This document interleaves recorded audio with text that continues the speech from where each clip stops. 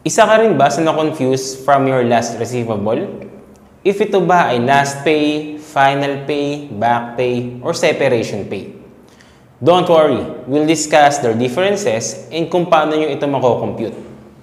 So this is differences between final pay, separation pay, and back pay.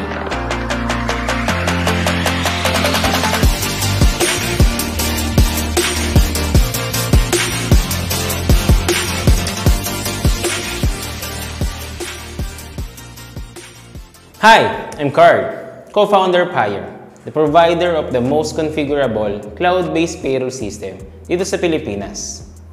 So we will begin with the last pay, or some HRs are calling it final pay.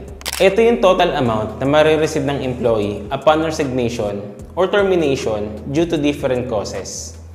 This includes unpaid earned basic salary, or let's say ang cut-off nyo is same sa amin, which is 26 to 10. Ang payout will be on the 15th.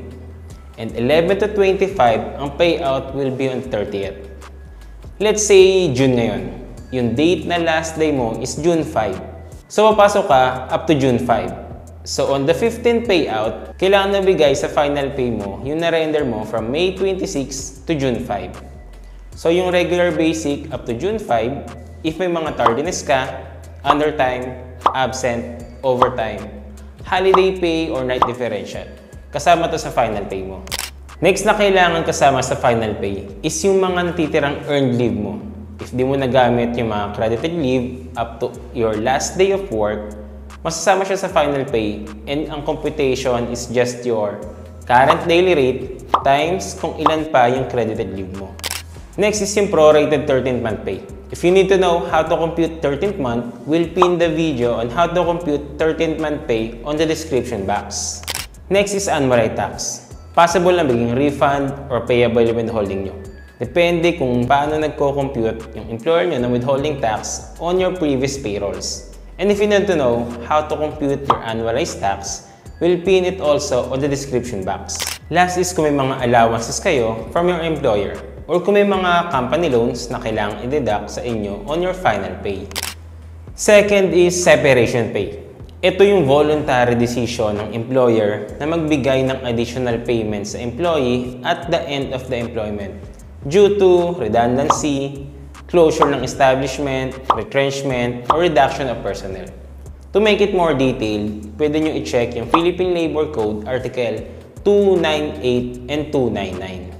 And it will be computed as 1/2 of current monthly salary of employee times kung ilang taon na siya sa company. 6 months and above will be considered as 1 year. So let's say you are already 6 years and 8 months na employed sa company, and you are part of the retrenchment. Your current monthly salary is 25,000 pesos.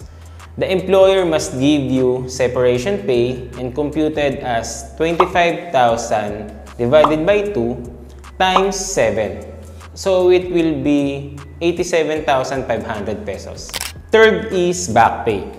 Ito ay kung dismissed or terminated ka ng employer mo. Pero ang naging decision ng labor arbiter is illegal dismissal or illegal termination yung nangyari.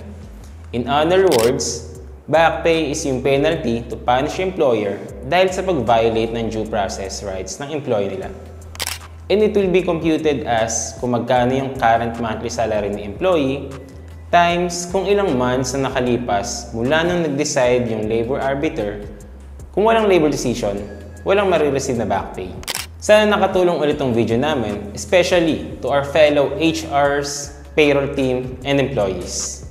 If may mga kilala kayong confused din sa mga terms na yan, feel free to share this video to them. And if nagustuhan nyo tong content na to, hit like, and if gusto nyong updated kayo sa mga Philippine payroll related contents, hit subscribe and notification bell. Bye!